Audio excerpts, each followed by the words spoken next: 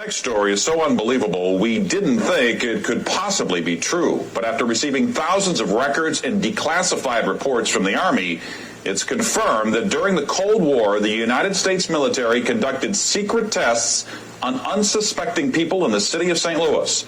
A local sociologist will make her findings public tomorrow, but she spoke first to the I-Team's Lisa Zigman. Lisa Martino Taylor's life work has been to uncover details of the Army's ultra-secret military experiments carried out in St. Louis and other cities during the 1950s and 60s. This study was secretive for a reason. They didn't have volunteers stepping up and saying, yeah, I'll breathe zinc cadmium sulfide with radioactive particles. These Army archive pictures show how the tests were done in Corpus Christi, Texas in the 1960s. In Texas, planes were used to drop the chemical, but in St. Louis, the Army placed chemical sprayers on buildings and station wagons. City officials were kept in the dark about the tests. The Cold War cover story was that the Army was testing smoke screens to protect cities from a Russian attack. The truth, according to Martino Taylor, was much more sinister. It's pretty shocking. The level of duplicity and secrecy. Clearly, they went to great lengths to deceive people. By making hundreds of Freedom of Information Act requests, she uncovered once classified documents that confirmed the spraying of zinc cadmium sulfide. The greatest concentration of this compound was sprayed near the Pruitt-Igoe housing complex just south of downtown St. Louis. It was home to 10,000 low-income people, and an estimated 70% were under the age of 12. Martino Taylor claims they all unknowingly inhaled this compound morning, noon, and night so the government could measure its effects on their lungs. So this is in violation of all medical ethics, all international codes, and the military's own policy at that time. In 1994, then Congressman Richard Gephardt asked the Army to open its records and explain the St. Louis testing. We want to make very sure that nothing went on that would harm anyone and that all the facts are out on the table. Documents released in the 90s show the Army placed sprayers on this former Knights of Columbus building on Lindell and in Forest Park. The Army always insisted the chemical compound was safe. Martino Taylor believes documents prove otherwise. There's a lot of evidence that indicates that people in St. Louis, in the city, particularly in minority communities, were subjected to military tests that was connected to a larger radiological weapons development and testing project. For the first time, she... Okay, I'm gonna... Man, you know, this has been going on, and it's still going on today in what they call chemtrails, barium, okay, right there. And this is what's going on, people. This is what's going on. Let's get a better shot right here. And they do spray at night. I've witnessed it, and you can smell the difference. Okay, early mornings also, all throughout the lands of the earth, okay, because the earth is given into the hand of the wicked.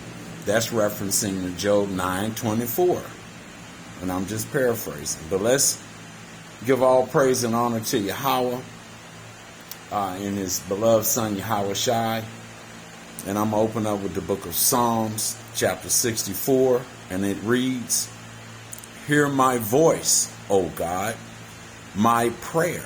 Preserve my life from fear of the enemy.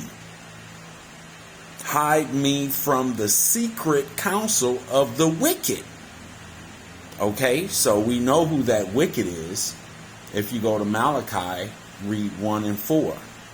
1 through 4. Okay? And then you'll connect with Job 9:24. All right? Again, hide me from the secret counsel of the wicked, from the insurrection of the workers of iniquity, who whet their tongues like a sword and bend their bows to shoot their arrows, even bitter words. Okay, so those bitter words are announced right here in this cover up. Okay, now suddenly this is rose to the surface, right? This is suddenly now. Okay, let's keep reading. Verse 4, that they may shoot in secret at the perfect. Suddenly do they shoot at him and fear not. They encourage themselves in an evil matter. Okay, this is what you see that's going on now. Right here again, people. There it is. There it is. Okay? They encourage themselves in an evil manner. Imagine that. Matter.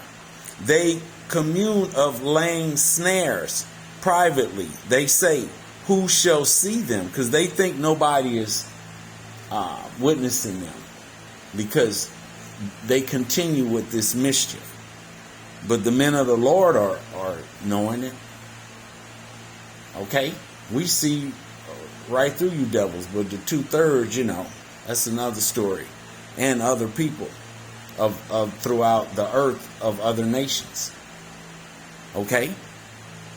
They don't get it. All right? Some do. A lot of people are waking up, but this, like he said, at secret. Okay? They that they may shoot in secret, you see. All right? But let me continue. They search out iniquity. They accomplish a diligent search. Both their inward thoughts of every one of them, and the heart is deep. But God shall shoot at them with an arrow. Okay, that's those thermonuclear warheads that he's going to put the spirit on these devils to attack each other. Suddenly shall they be wounded. So they shall make their own tongue to fall upon themselves. All that see them shall flee away.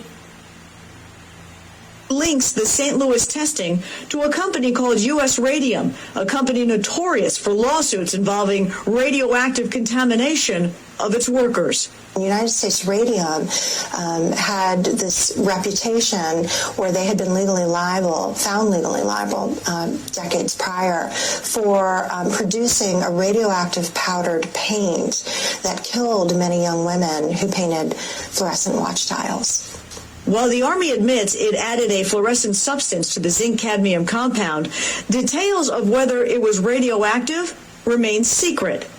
Documents uncovered to date indicate the Army never conducted follow-up studies to see whether the compound caused long-term health issues.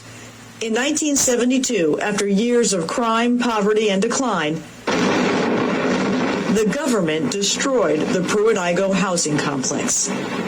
Lisa Zigman, News Channel 5, I-10.